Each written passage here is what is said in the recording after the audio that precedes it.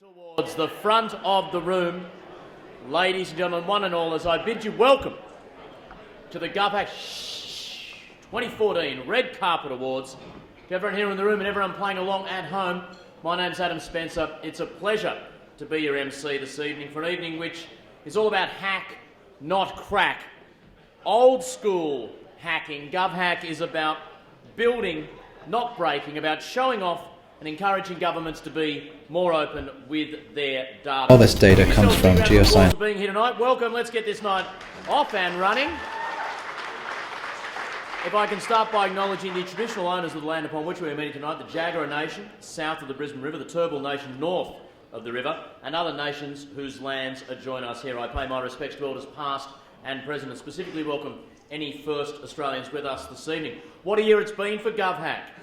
Epic on the 2014 scale. 11 cities, 1,300 participants and observers, up from 700 last year and a mere 180 2 years ago. 200 projects, 21 national sponsors, 86 local sponsors. Get this, prize money, $81,000 in national competition prizes, $174,000 in local competition prizes, making $256,000 in total prize funding. Now, I know some of you are instantly going, hold it, 81 plus 174, that's not 256. But of course there's some rounding off going up there, and we do in fact land on, isn't this fitting, $256,000, that's 256k, 2 to the power of 8. Are you with me? Tough crowd. Okay, let's move on. As well as various mentorships, co-work placements, and the whole. Not bad for a volunteer-run, community-driven event that, may I say, this year, looking just a little bit fancy with the red carpet that many of you will be striding very soon. This year also saw many newcomers to the competition, a myriad clever hacks that demonstrated clearly to judges and observers alike the awesome and inventive nature of the Australian civic hacker community. So a big thank you to national and local sponsors and supporters of the competition, and to the volunteers who've put in their time, their energy and their passion to making sure that you have all had such an amazing experience. Now, you've had to wait 4 weeks to find out how your projects have gone, so I'm sure you won't mind waiting another 20 minutes while we hear from some very special, important dignitaries who want to give their support to the evening. First of all, please, a big round of applause for the Deputy Lord Mayor of Brisbane, Councillor Julian Simmons.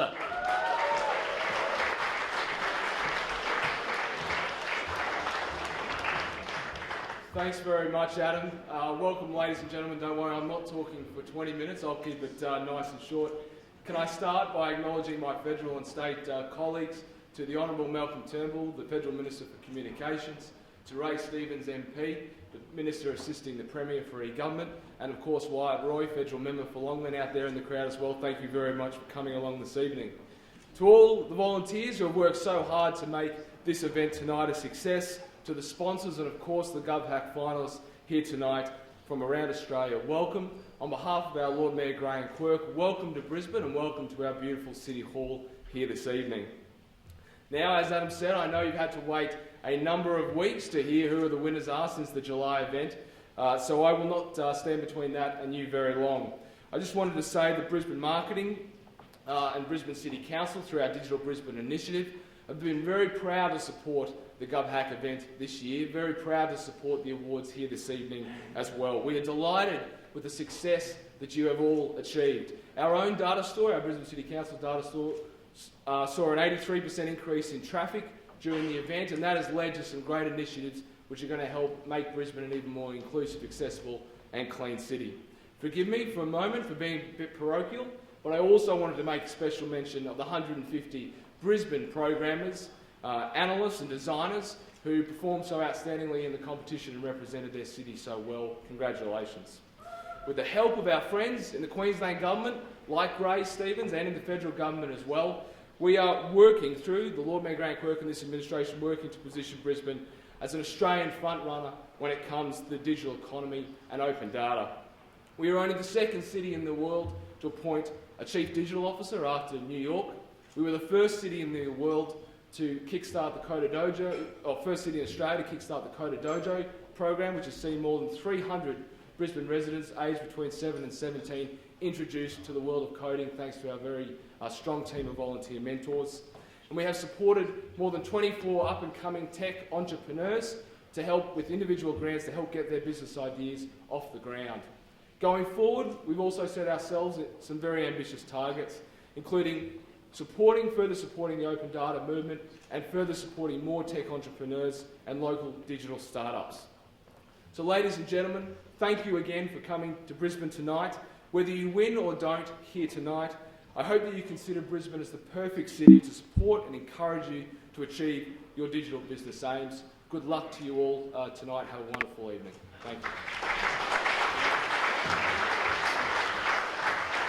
Thank you very much, Julian. Next to speak, please join me in welcoming the Queensland Government Assistant Minister to the Premier on e-government. It's a very important position. It's quite a long title. I've seen his business card. It's absolutely massive. Please welcome the Honourable Ray Stevens. Ray.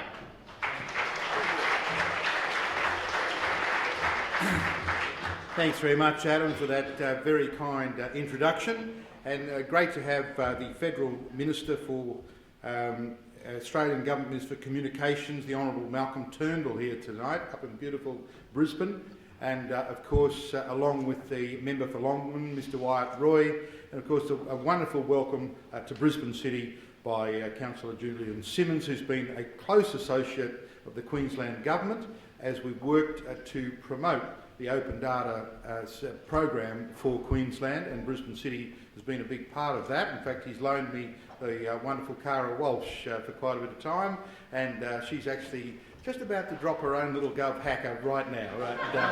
Well, thank you, Cara, for your wonderful help over that current time. Well, ladies and gentlemen, first, congratulations to everyone who participated in the Govhack competition. These types of events are extremely important for us to go forward with this fantastic program.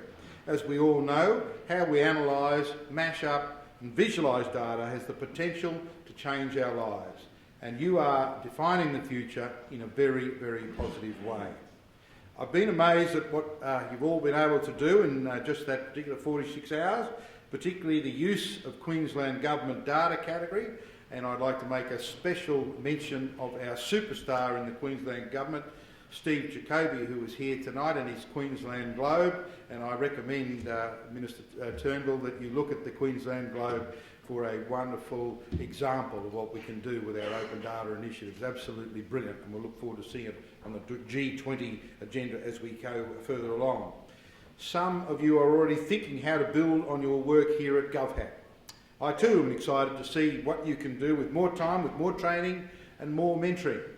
So I'm very happy to announce here tonight that the Premier's Award, Campbell Newman, is a great supporter for the Open Data Initiative, and actually I'm his pet project. I'm work in progress, but I'm his pet project in the government, and he's very committed to the most open, accountable and transparent government that can be possibly delivered to the people of Queensland. So I'm very proud to announce that the Premier's Award for Open Data will be again running in 2014, and they'll be officially open. We started these awards last year because we believe that open data is one of the new great resources of the 21st century. The Premier is passionate about a more open and transparent government, and we are committed to be at the forefront of this worldwide movement. What we are looking for are web and app developers, graphic designers and digital entrepreneurs who can use Queensland Government data to develop the most innovative and real-life solutions. Entries are open for 6 weeks starting today and close on Friday the 26th of September. We'll be announcing the winners at an awards ceremony in December, as we had a very successful one last year. 3 main categories: best use of open data, best commercial app and best community app, and there'll be prizes awarded for the best school entry. And this year we're doing a first, and I've had to fight to get this up. We're actually going to give a public servant an award, which is very, very difficult to do in government, I can assure you, but we recognise their wonderful work. So, our partner, Microsoft, is also sponsoring a Startup Q Award. They've been wonderful supporters for us, Microsoft, with a potential value of more than $60,000 in equipment, software and access to Microsoft developers for 12 months. As you can see, the Premier's Awards are not just for this year, but also about what comes next. Currently, in Queensland, we have over 1,300 data sets on the site. I am told by Microsoft we're leading the way in Australia, and I'm also told by Minister Turnbull on the way up that he's looking forward to the federal government following the Queensland lead in this area. So we'll see more and more data mashing up between the federal government and Queensland. If you are driven to help the community, then there are demographic, education, services, flood locations. All of these data sets exist that can be built on in your way. We have the data. You have now the ability to innovate with this data. Through the Premier's Awards, we'll also be helping you get the most from our data and your creativity. There will be training. Microsoft will be running masterclasses on app design and development and how to take your ideas forward. There will be industry mentors. The Australian Information Industry Association will be available for you to bounce ideas off. And to get you into the minds of those who create the data sets, the Queensland Department of Communities, Child Safety and Disability Services is holding an open data event on Friday the 5th of September. Here's a chance to talk to like-minded, creative individuals and community-faced government professionals. Keep an eye on the Queensland Government Open Data Portal for more information.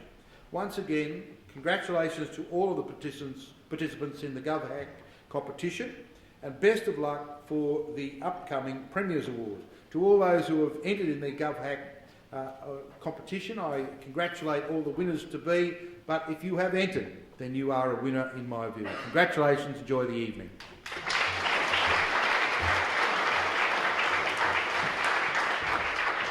Thank you very much. There, the Premier's Assistant Minister on E-Government and his pet project, Ray Stevens. Great to have you along, Ray. Thank you for those comments. And very exciting news too, those announcements you had there. And a great save on that table just there too. I heard a glass go down, and then I heard some quick action and I didn't hear it shatter. That's always a good thing. Please join me now, a warm round of applause for our keynote speaker this evening, the Minister for Communications, the Honourable Malcolm Turnbull.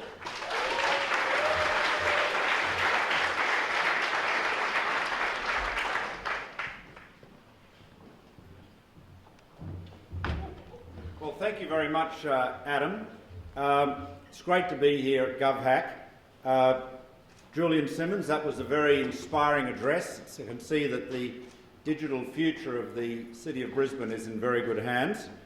And Ray, thank you very much for your address too. You've demonstrated the very deep commitment that the Queensland Government has to open government and to e-government and moving government into the digital domain. And that is certainly a very key priority that we have in Canberra. We obviously haven't been in government as long as you, but we are being inspired by your example, and we have in fact poached one or two talented people with experience of your work. I hope take that as a compliment.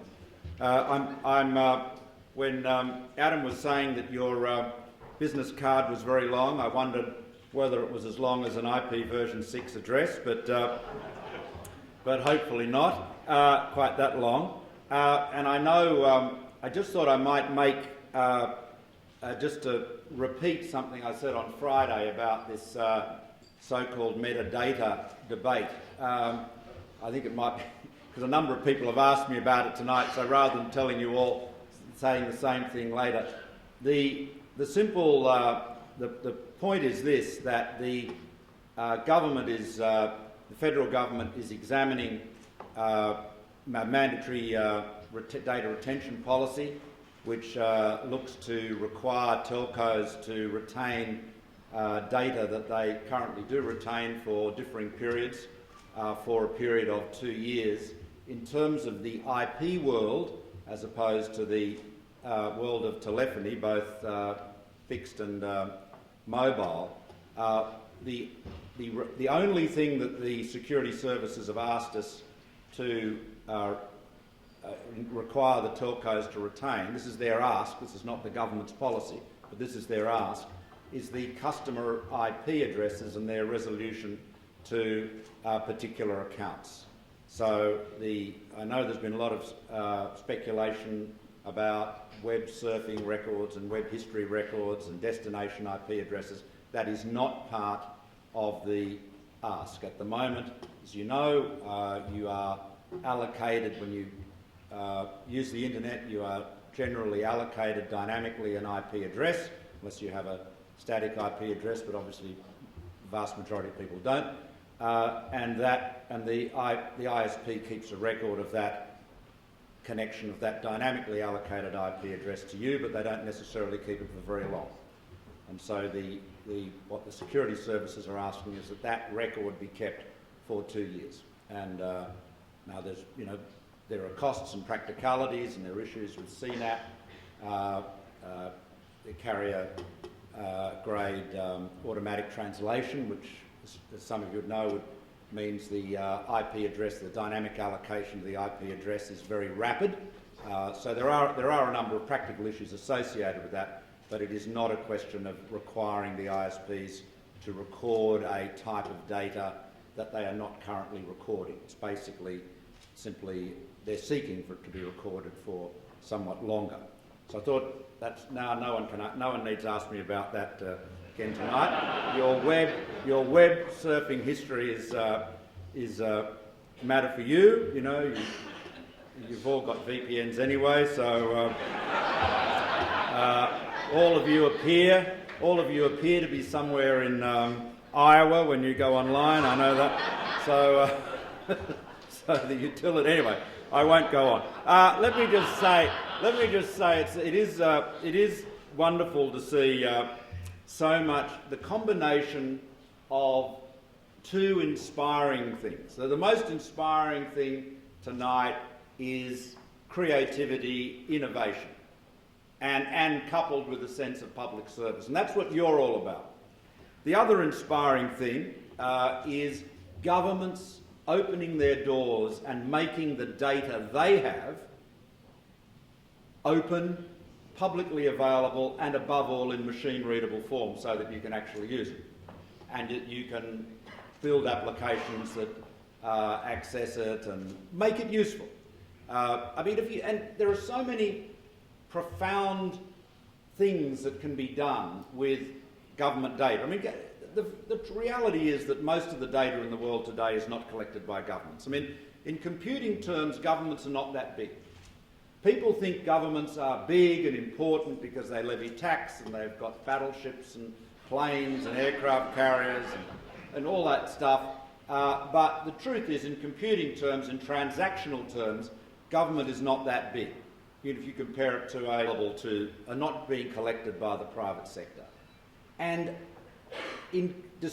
as distinct from the private sector, every piece of information the government collects is collected from the public. It belongs to the public.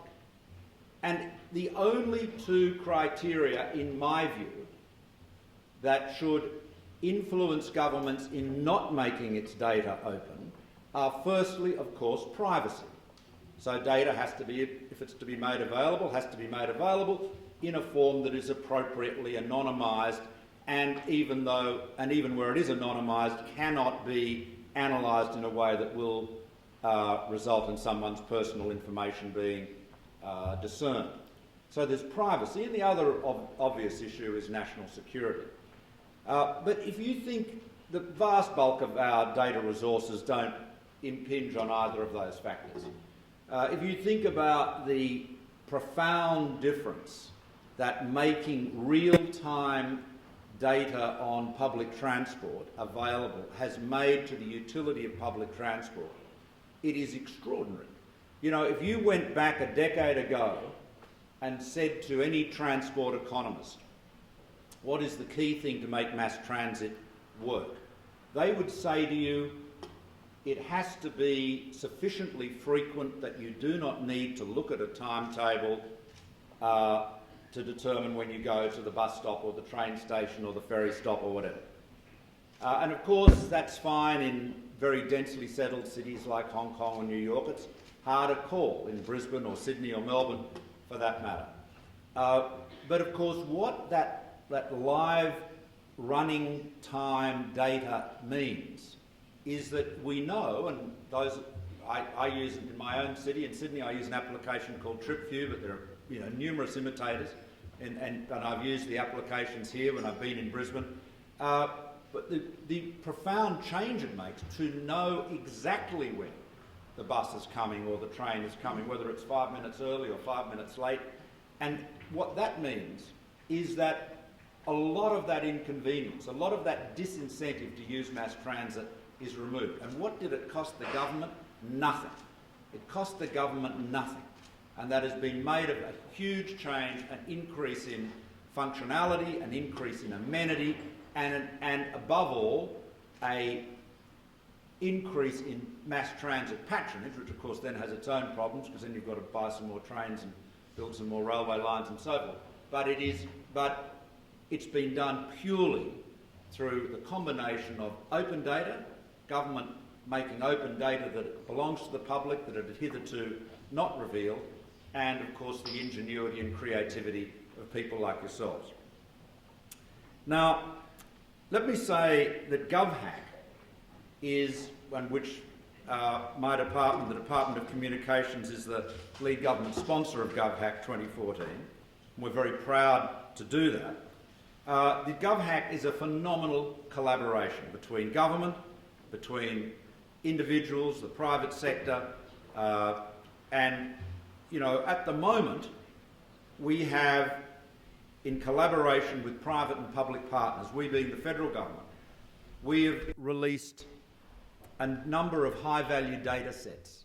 85% of the federal government's open data became open since the last election, to give you an idea of how strong our political commitment to it is. Now, we expect that over the next month, 6,000 new data sets will be added to the 3,700 Commonwealth data sets already available. And these machine-networked initiatives will not only provide more data, they'll also provide more targeted, high-value data sets, especially in the areas of environmental, health, statistical and geospatial data. And I know a lot of you, looking at Igor there in the front row, a lot of you look magnificent in your bow tie, Igor. There's a certain style there that's lacking to the rest of us, but anyway. The importance of that is extraordinary. The ability to relate every aspect of our lives, every aspect of the social, economic, political information that we have to a particular location suddenly makes it relevant and makes it usable and valuable.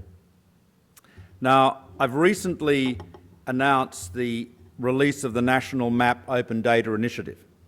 That's an initiative that gives users access to a single platform for government geospatial data sets, including those from the Bureau of Meteorology, the ABS and data.gov.au. Now, I'm sure that many of you have already accessed the data sets and services through the national map. Some of you, a number of you, we were talking earlier, have actually helped build it. And that's what it's all about, enabling business and the public to innovate to strengthen the economy. In the first week alone, more than 7,000 users, distinct users, downloaded hundreds of data sets. And I'm excited that through our collaboration with Geoscience Australia and NICTA, we'll release more functionality and more data sets in the coming months. We've also earmarked 22 of the highest value government data sets for release. They'll cover a range of areas including finance, energy and infrastructure, government accountability and geocoded addressing. And I'm confident they'll provide the innovators here tonight with the raw inputs that will enable you to break new ground. My department will also engage with the International Open Data 500 research program this year. This private-public research program will embark on the first detailed study of US companies that use open data, assessing the economic value that has been derived from the data. It's a fantastic opportunity for innovators to generate new business, and I'll look forward to saying more about this later in the year. Let me finish by touching on a few of the data sets that were made available to you during Govhack 2014. The web mapping services for the My Broadband site, which allows Australians to test their local area's internet speeds, are now available through the national map. Information is provided on a national scale, and users of the data are now able to overlay electoral boundaries or compare broadband speed against population density. This is an excellent example of how we harness data created for policy visualisation requirements to also deliver on our open data agenda. It's interesting, again, indication of our government's commitment to this. For years, forever, people have been talking about broadband being inadequate and it being inadequate, particularly inadequate in particular areas. Nobody had done, prior to the election of the coalition government last year, nobody had ever done the work to actually assess where broadband was good, bad or indifferent. And now we have it plotted down to each precinct. That is a great example of our commitment, and of course that is now all available to all of you. We made available the 2014 budget in machine-readable form, the first time ever. Past Govhacks, of course, have delivered a number of success stories, and the energy rating app, which is being used to help households save money on their power bills, is a really widely praised and deservedly praised example of that. So I want to congratulate all of the participants, and especially all of the winners for this year, from this year's Govhack. As data transforms our lives, optimising, creating efficiencies, informing policy making and creating value, we're presented with just as many questions as the powerful number crunching solves. What is the role of traditional institutions, governments based in Canberra or here in Brisbane, whose historical role was to collect but not always exploit data? And what limit should be placed on government in the way it chooses to collect, store and derive value from data? Will data always deliver the best outcome when it comes to solving our greatest public policy challenges, or do we risk losing that important human element? And while open data makes events such as Govhack possible, it's important to reflect on the human element, the creativity, the imagination, the teamwork. That's all of you. And on that note, I conclude by congratulating this year's participants, and I want to thank the open data community for their fantastic successes over the past year. You are bringing the data that government collects, you're bringing it to life and you're making it relevant. Thank you very much. Congratulations.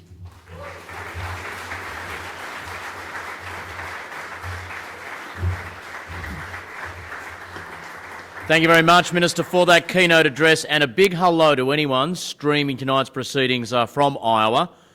I'm currently emceeing from the Cayman Islands as we speak. And a big hello to anyone who's watching us tonight whilst at the same time being on a medium-sized dating site. Good luck to you. I hope that works out. Now, normally around this stage of the evening I'd be saying please turn your phones off so I can get any disturbances. I won't say that in a digitally savvy crowd like this because I know this room is chock full of Twitter freaks. None more so than the Minister himself, a prodigious tweeter.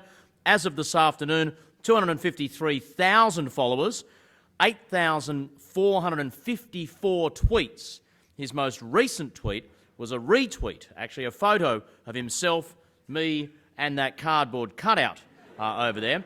Have a look at the photo because you can try and guess who feels more awkward out of myself or the Minister. It was me hugging a cardboard cutout of myself or the Minister standing next to two of me, which is one more than you need at any given time, let's be honest. So instead, turn your phones to silent, and if you want to tweet during the course of the night, the hashtag Govhack is what we are following. Let's go now to our national awards. We start with the spirit of Govhack Awards, recognising teams that exemplify what Govhack is really all about, a sense of community, collaboration, openness and a civic hacker ethos. Now, Mashery, as the titanium sponsor, supported the local spirit at 12 different sites that were awarded at the close of the Govhack weekend across the country. So to remind you of the 12 site winners, they were in Adelaide, On the Spot, in Ballarat, the Environmental Justice Planner and Snapshot of Change, in Brisbane, Futura, in Canberra, Mind the App, in Cairns and Far North Queensland, the Tropical Tweakers, Gold Coast's TM2ES, Melbourne's Herry, Mount Gambier was BTB Enterprises and GYPCS Unleashed, Perth was the Goldfields Through Time Project, Sydney the Time Travellers Australia and MedMoney, and Tasmania the Settlers of Govhack. So a round of applause please for all our local winners. Great stuff. And before announcing the national winner, I also want to point out a couple of great younger participants. Kieran Mosquito, winner of the Govhack's Perth Promising Young Hacker Award. Good on you, Kieran.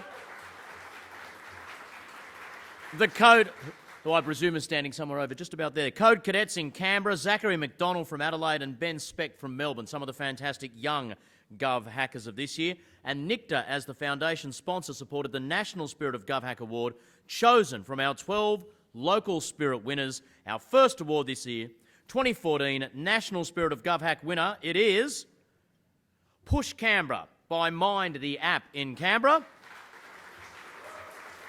And second prize was Driver's Aid by the team On the Spot from Adelaide. Please go and receive your medals on the red carpet there. Highly commended as well to the Environmental Justice Planner from Techno GZIC in Ballarat and Harry, Find Your Place in Your Community were the highly commendeds in that category. So we are now off and running, and you've all got to see how it works if you pick up one of those awards. The National Category Awards, Best Open Government Hack, supported by the Departments of Finance and Communications, is an open category to show how government data is done. First prize in this category has been split between two. MASH Academy by Data for Kids and What is Gov? Baby Don't Hurt Me by the team All You Need Is Gov. Well done to them both. Second prize, as you see there, is 5th D data set by the Graph team, and highly commended to the Data by Region Comparator by Something Spatial and the Automatic Infographic Generator by Peter CV. I should point out MASH Academy, I hopped online and had a look at that Data for Kids, got my own 6 and 9-year-olds doing it. Fantastic application that gets kids into the whole drop and drag thing. The next category, the Best Digital Humanities Hack, supported by the National and State Libraries of Australasia, the National Archives of Australia and Ancestry, hacks that help people engage in and celebrate cultural data. First prize, the Best Overall Digital Humanities Hack, Languages of Sydney by the Fact Machine. Second prize, split between Aussiemon, the native Pokemon game by the Invisible Witches, and What is Gov? Baby Don't Hurt Me by All You Need Is Gov.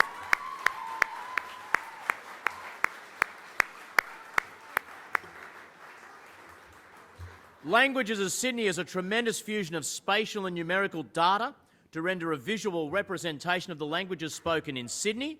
Their website took you inside the process. They said, our polygons were simplified and converted to GeoJSON using GDAL command line libraries. I love dirty talk. We also had highly commended there by the Hack Report, When the Heck Am I, Altrove and Settlers. So congratulations to those highly commended in that category. When it came to the best use of Trove, first prize was split between two. Aussiemon, the native Pokemon game by Invisible Witches, and the Hack Report by Lorem Ipsum. Second prize split also, Time Machine by Time Travellers Australia and Altrove by the team Totes Profesh.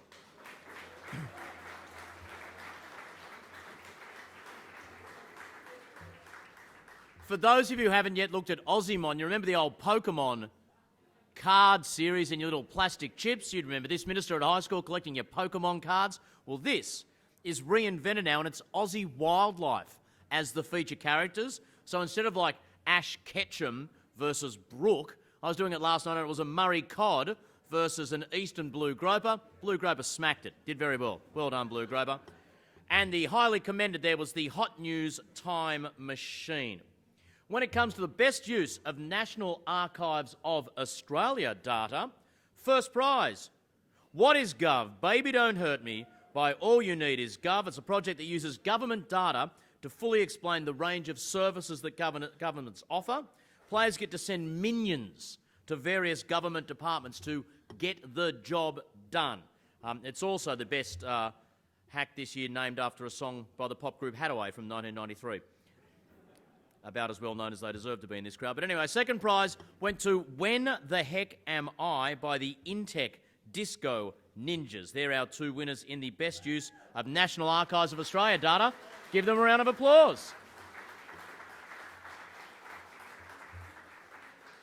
When it came to the best science hack, the category supported by Geoscience Australia and the Department of Industry, about science data being used to help people engage in, understand and best use scientific information in their everyday lives. The best overall science hack was won by the project Environment Metropolitan Melbourne by M&O. Second place, the Cancer Mash project by the Silent Hackers.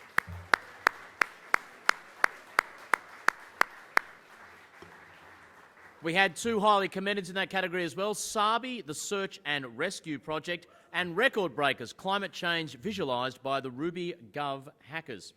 When it came to the Best Geoscience Award, this was great, this first prize. You input your postcode, watch a fast-forward 30 years of visual data taken from Landsat. The Landsat Time-Lapse Journey by A Kicking Wheel has won the category. And second prize, Australia Through Time, the iPad app by Connor O'Kane. A round of applause, please.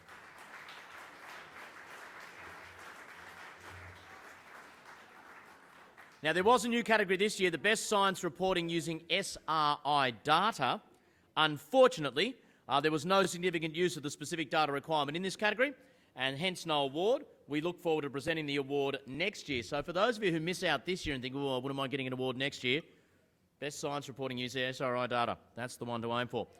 When it comes to the Best Data Journalism Hack category, supported by the Australian Taxation Office and the Australian Institute of Health and Welfare, it's about using government data for data journalism.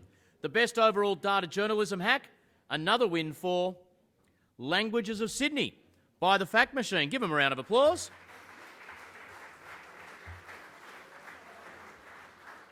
And second prize was Show the Gap by R3K1, a highly commended in that category given to Cancer Mash by Team Silent Hackers. Please a round of applause for our overall data journalism hacks. I love this next category, Best Use of Taxation Statistics Data. Is there anything sexier than taxation statistics data, because it's taxation meets statistics and data.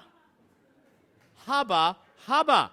Gini coefficients, fiscal freedom indices, state-by-state wealth management and measurement, and the winner of the Best Use of Taxation Statistics Data is Settlers by the Settlers of Govhack project, and second prize, Money, Money, Money by Murphy's Law.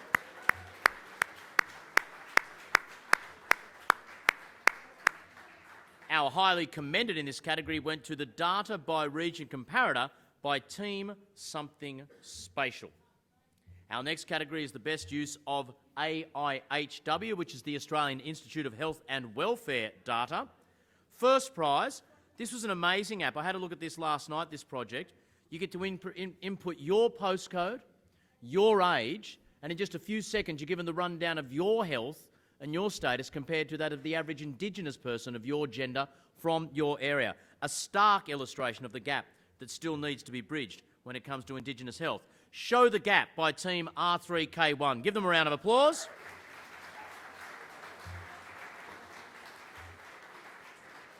And second prize in best use of AIHW data, the Cancer Mash project by Team Silent Hackers. Congratulations.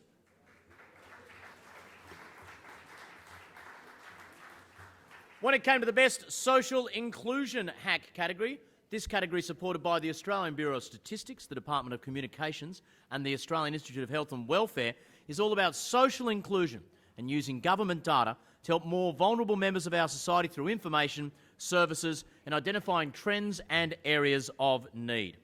The best overall social inclusion hack, another win to Show the Gap by Team R3K1. And second prize, Senior Hub by the DJ team. Highly commended in that category to Project Eventable by the Ramsters and the Crime and Space Project by the Acme Crime Lab. Congratulations to them both. When it comes to the best use of ABS.stat, first prize, Who Do You Think You Are by Hacker Hardly Know Her. Boom, boom. Oh, I like that name. Tough crowd. Okay, let's move on. Second prize, the project Who is Canberra by the Goldilocks Zone, and highly commended to the project National Eyeball by the Kransky brothers. Please give them a round of applause.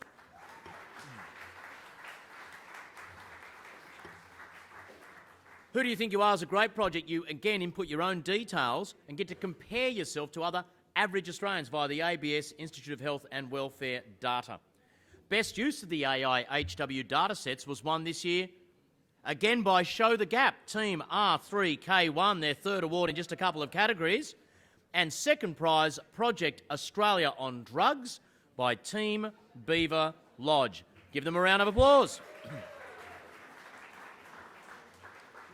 Might be easier if you just wait over there for a while, mate. You might say no. Congratulations. And the best use of national government spatial information. First prize, the project Data by Region Comparator by Team Something Spatial. Second prize, the project Sat.map by Michael DeHogue. And highly commended to Sharpgram by Team Roroyo. Check Out My Roofage, Geelong edition by Team Yuri and the Beards. And the project City Companion by Team Elite 4. Also picked up a highly commended. Please, a round of applause to all those great hacks. We're getting towards the end of the awards in the National Category Awards. We're up to the Best Business Hack, supported by the Australian Taxation Office, the Department of Industry and the Australian Bureau of Statistics. Category all about exploring new ways to support businesses by building on data and service APIs. APIs, of course, application programming interfaces. Thank you, Google, for that one. Let's move on. Best overall business hack. Congratulations to Project Sabi, the Search and Rescue project by Team Sabi. Second prize to Unleashing SA by Team Spry Lithe. Highly commended to the Energy Calculator and Comparison Tool that the Minister spoke about by Jonathan Y, and Stat.map by Michael DeHoe. Congratulations to both of them. Search and Rescue is a fascinating hack, a public-facing mobile app where you can log data to be used if needed in search and rescue missions and the like. Best use of taxation data / APIs. Congratulations, Team Something Spatial for the Data by Region Comparator. And second, the Kransky brothers for the National Eyeball project. Third, highly commended to the Insight Detectives.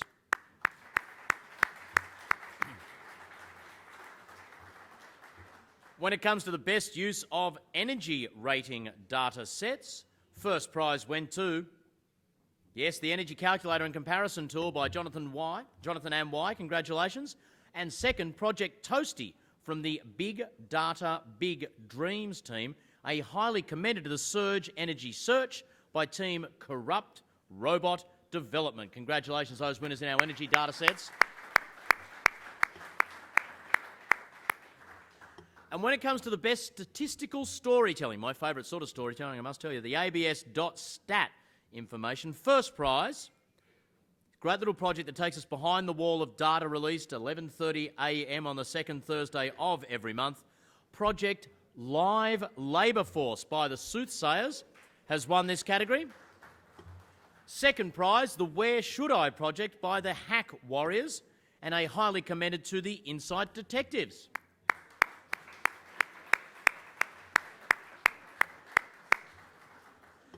And when it comes to the Best Victorian Building Permit Data Hack category, probably my favourite category of the whole night, Best Victorian Building Permit Data Hack category. First prize goes to a/dev/null.project. Even I think that's a little bit geeky, but I do like that. By the team cat/dev/null. Govhack. Second prize, the Environment Metropolitan Melbourne project by Team M&O. And another second prize also awarded to the Real Trends project. Congratulations. Give them a round of applause, please. Now that brings us to the end of those categories, the National Category Awards. We're going to move on now to the National Team Awards. These are the prizes to recognise excellence in different categories of teams.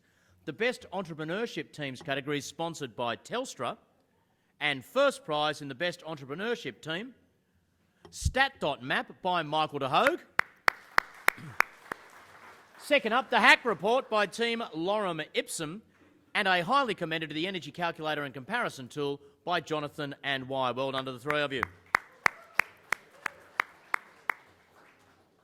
When it comes to the best university teams, supported by Google and by Splunk, there were over 40 projects in this category, at least one university or TAFE being involved students, many of them making standout contributions. The judges decided to prioritise the projects that were predominantly students.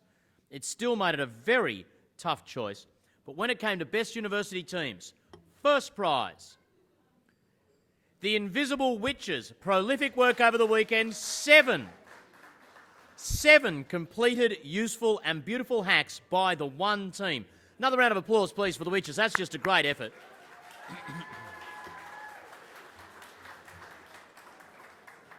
Second prize is Team Fruit Toast. Oh, I presume you're a part of, ma'am. Great stuff. For a beautiful analysis and visualisation of information to help students with their life decisions. Data for Kids, also second in this category, for developing a way to engage the next generation of data scientists. And a highly commended to M&O for creating a beautiful and highly functional hack that tried to solve a real-world problem. And Wah to Peer for creating a hack that will help entrepreneurial students. Please give them all a big round of applause.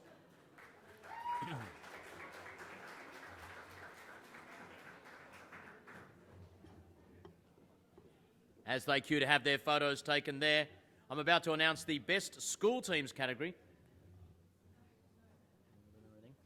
Supported by Socrata and Amazon, 20 projects. This is fantastic. The Minister talked about this, the range of people involved in these hacks and how it really does some ways tap into the creative juices of quite young people. 20 projects in this year's Govhack included at least one school student. Many standouts. The judges again decided to prioritise projects that were either predominantly student standouts or students themselves, made it a very, very tough choice. So congratulations, our best school team for 2014, the Code Cadets. And second prize, Team 0 by 539. Listen to what the Code Cadets got up to.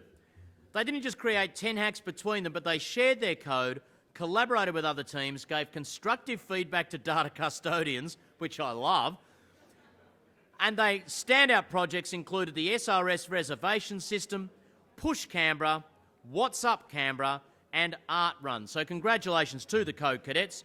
And Team 0 by 539 solved a beautiful problem that most people don't know they even have. It was described by the judges as a very thoughtful and provoking hack. A highly commended in that category for Team Disaster Area for significant leadership by a school student in solving a real-world problem, and also for Team Sabi for significant leadership by a school student in solving a real problem. The school student also won the Perth Promising Young Hacker Award. So again, please, a round of applause to all our young hackers. Great stuff.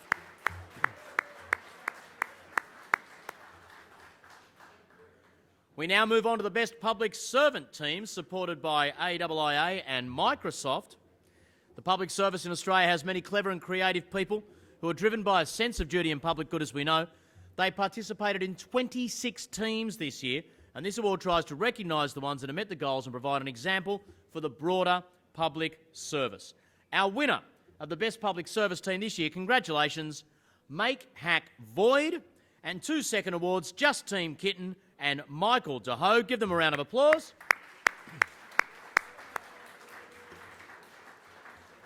The judges described Make Hack Void as exemplifying a collaborative, multidisciplinary, innovative, outcomes-focused approach by public service.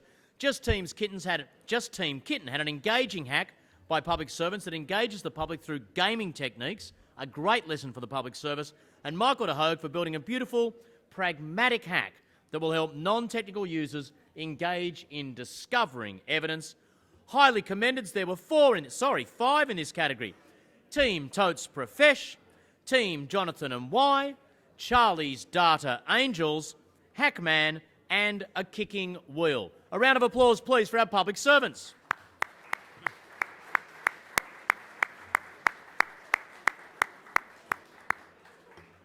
And here we go.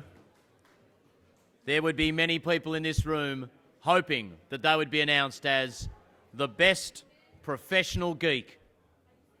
Here I can hear the clenching and unclenching of various body parts in excitement as I move on to this category.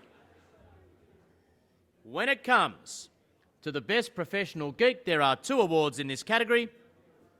In second place, congratulations, Sabi.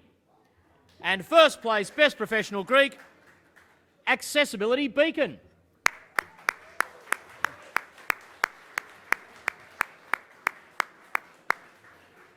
Shh. The judges loved the efforts of Sabi, a group of IT professionals who teamed up with and provided encouragement for a group of students, whilst at the same time making a beautiful, pragmatic and very professional-looking hack. And Accessibility Beacon, an IT professional for taking on accessibility in a clever, empathetic, user-centric way that could make a real difference to people with a disability. So congratulations to both of those professional geek teams. We move on now to the Government Participation and People's Choice Award.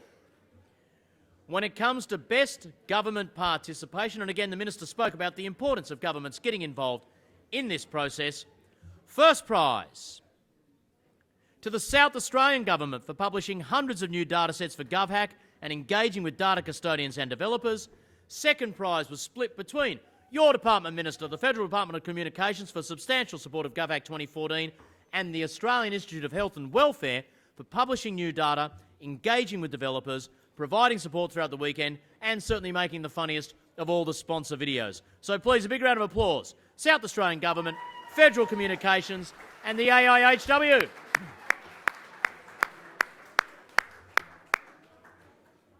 When it comes to the highest voted government data, first prize, Trove from the National Library of Australia.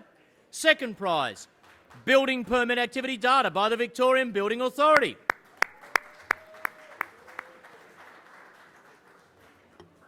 Now, I do need your attention for this next category. Shh. This is the People's Choice Hack Award. Everyone's had 4 weeks to get some public votes. It's fair to say some teams have been very busy promoting their projects. I'm about to read out the winners. Now, shh.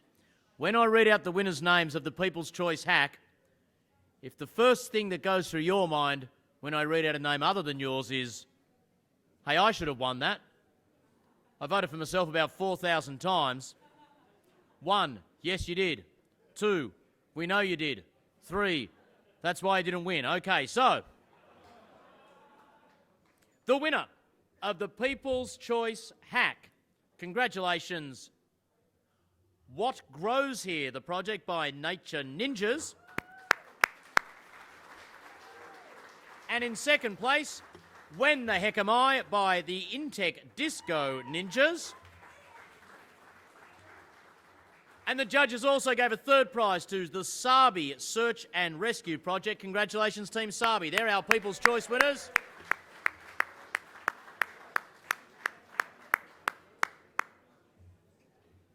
Now we are with the announcements of those awards at the end of our national awards lists.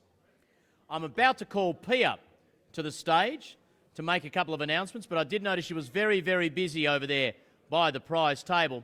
So I'm just casually patting right now while she makes her way to the stage, having given out the last bits of bling, almost tripping and falling, but with a certain style and grace, in inverted commas. Please give Pia a big round of applause, the lead at Govhack Cat Herder, Pia War. You want to scoff mine? Oh, no, it's fine. I'll go over this. Thank you. So for starters, we thought that process over there would be a lot easier. Our apologies. We're going to try and fix that. So just keep coming through for the photos, and we'll keep going with those as the rest of the night goes on. So a couple of things. So first of all, I'd like to actually invite all the organisers in the room. Right? We have a lead organiser from each location. And we also have a bunch of other organisers from the national team and from the red carpet teams. If you can start making your way to the stage, and I'll just make a couple of additional comments. Whilst they're all meandering up, I guess I want to say that this year Govhack has been really, truly awesome and epic. Not just because of all the clever hacks, but because of the growing sense of community. For a lot of us, the core reasons we do Govhack is because it builds a sense of community, gives us all a chance to show off our skills, and creates that relationship between government, industry, and citizens, which is very important. I'm very inspired. I'm energised by the commitment and dedication of all the people who've made Govhack such a success. The organisers, the volunteers, sponsors, and of course you guys, all the participants, both at home and playing along here. We've had a lot of interest from the general mainstream media, and it's been wonderful to get out publicly and start, reclaiming the word hack and be able to sort of make a good word for our community. A couple of things that we've done is we've just launched tonight a new page on the Govhack website called the Hack Longevity page, which is basically a way to go and start to think about where to go from here. Govhack is really just the start of a journey for a lot of people and the continuation of a journey for many others. So check out the Hack Longevity page. It's got ideas about how to get involved in community, where to go from here commercially, how to connect with other people, a whole bunch of mentorship and other hack fests coming up, and we'll continue to update that page over the coming days. Secondly, we had a 3D printer sent to each local organiser who then has gifted it to an appropriate maker space or some other local space. So hopefully that'll give you all something to go and play with. Okay, now that I think everyone is here, it takes a lot of time, blood, sweat and tears, hopefully not too much blood, but sometimes, from all of our volunteers for Govhack. So what I'd like to do is just call a couple of them up at a couple of times. So first of all, I'd just like to invite Anna, Jan and Richard to come to the front. I know Jan's running over there, but Jan, I might drag you away for a minute. Jan? Yeah, you. Jan, Richard and Anna, Belgian. That's you as well. Just leave it for a second. Come on. So a big thank you to these guys because they did they did Govhack not only as volunteers but also as part of their work. You can go back to your jobs now. Also, a big thank you out there to the finance team at NICTA who have been slaving over all of the invoices and other administration. So the rest of the national team, if you can just step to the forward for a second, please, who again have put in a huge amount of time in running all the national stuff, and the rest of the national team are missing somewhere. A lot of them are remote, so hey guys. If I can also get the local event coordinators to step forward, please. Thank you all very much for doing awesome, amazing stuff.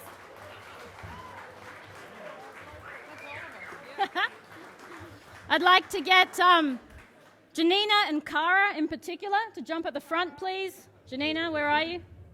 She's a yellow blur somewhere. Janina, get up here or you will get in serious trouble. These guys are the core organisers of the Red Carpet Awards, and they've just done an amazing, amazing event, so thanks so much.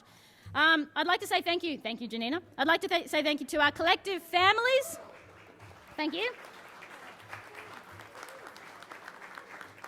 I'd like to say thank you to our collective families, partners, children, friends and cats who have dealt with our long evenings while we've been working.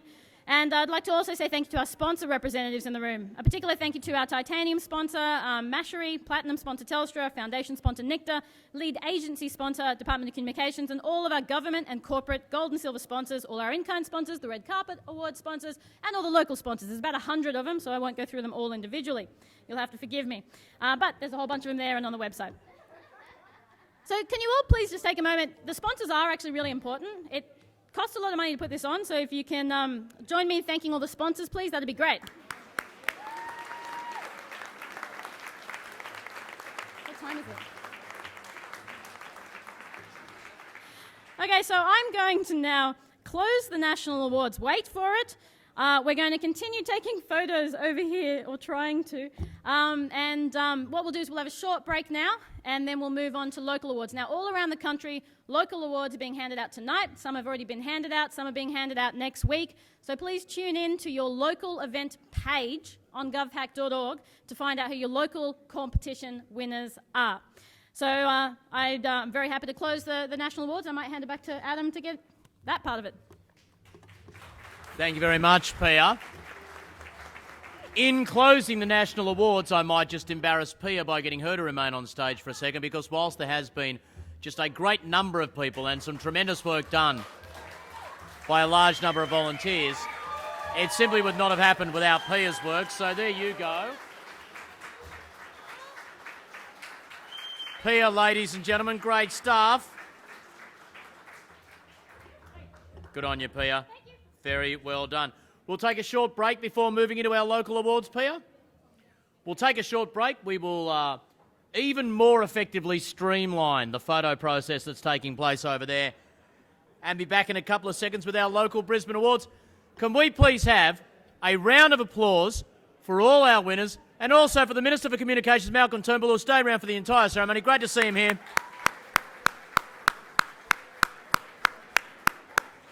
Thank you very much for joining us.